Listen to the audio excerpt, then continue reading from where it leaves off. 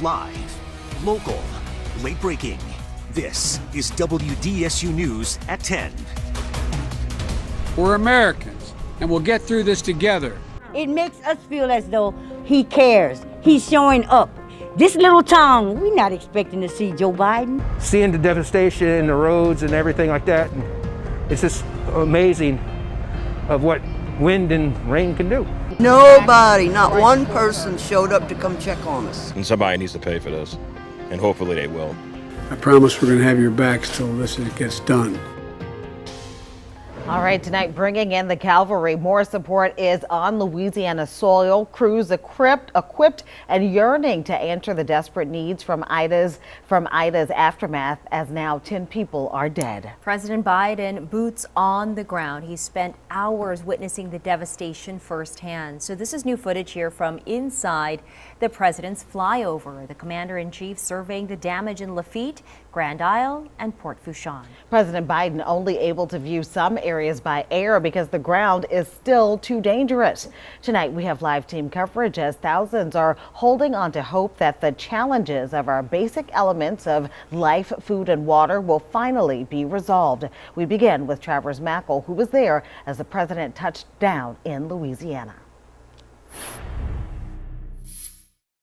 Greeted by the governor and other top elected leaders at Armstrong International, the president listened to their concerns on Hurricane Ida as they all stood on the tarmac. Well, we've all gotten together and put together a letter that the governor is going to hand him today about the immediate needs, the medium-term needs, and the long-term needs for not just southeast Louisiana, but also southwest Louisiana. We anticipate that we will do that along with helping the northeast part of the country. He then boarded Marine One and headed to hard-hit St. John the Baptist Parish.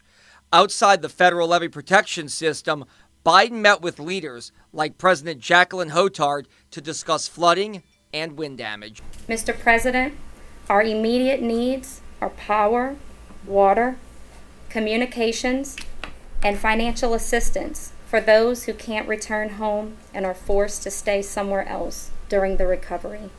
But Biden wanted to see the damage, to touch it and feel it, so he walked the neighborhood. A lot of people fear, for example, because they don't have cell connections, are unaware of what available help there is right now to get them.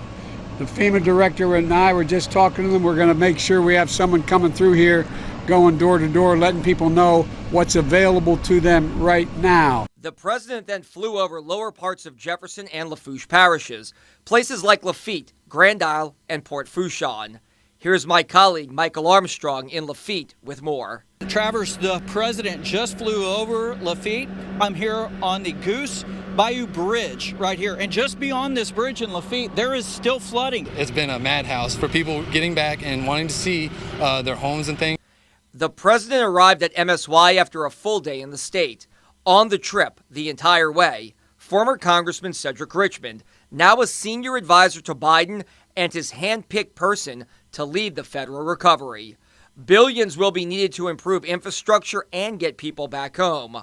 Then the focus is on the long-term plan to make sure this state and its power carriers and utilities are protected from future storms. The president vowing people will not be forgotten. Reporting at the airport in Kenner, I'm Travers Mackle, WDSU News.